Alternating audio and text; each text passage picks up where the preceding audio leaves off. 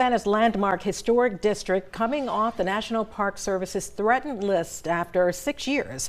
It was placed on the list in 2018 by the NPS. After efforts by the city and the community to preserve and protect the district, the NPS is now changing its recommendations. The WSAV's Kaylee Fedko spoke to someone involved with the preservation. She joins us now with more. Yeah, that's right. The Tourism Leadership Council CEO telling me he just found out last week that Savannah's historic district has been removed from the threatened list from the NPS, and it's all uphill from there.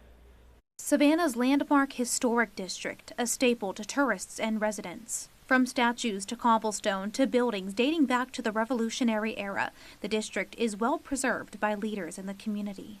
It was, I think, one of the great opportunities of the community that everybody jumped in to see what part they could do to improve where we were headed and safeguard one of the things that Savannah is so prideful of, and that's that Landmark Historic District, and apparently it's worked. The National Park Service in agreement, taking the historic district off of its threatened list just recently. In 2018, the NPS placed the historic district on the threatened list after a third-party assessment. Some of the reasons including the lack of ordinances protecting archaeology and pavers and concern about inappropriate development within the district. According to Owens, the report wasn't perfect.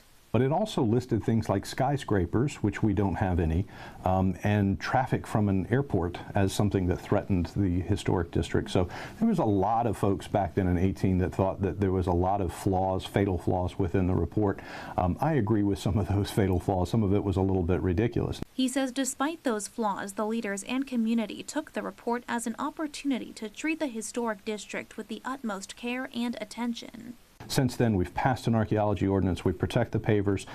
We've been incredibly careful about the development that happens here, right? We created a hotel overlay that said exactly where we could see development within the hotel sector, where in the community, how big it could be. We're going to extend that now further south rather than just stopping sort of at the park. We're going to go all the way to Victory Drive. With the threatened status removed, Owen says the historic district is even more on the come up. Not only are we not in the threatened category anymore, it's our understanding that there's some real significant movement to expand the footprint of the historic district, so extend the boundaries that we have today. And in addition, we understand that there's a movement to no longer tie our historic status solely to the Oglethorpe plan.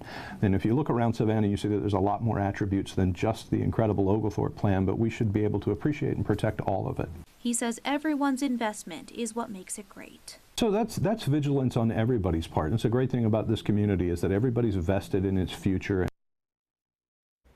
Now, we reached out to the NPS about the Savannah Landmark Historic District status, and they told us it is not currently being evaluated. Kaylee Fedko, WSAV News 3 on your side.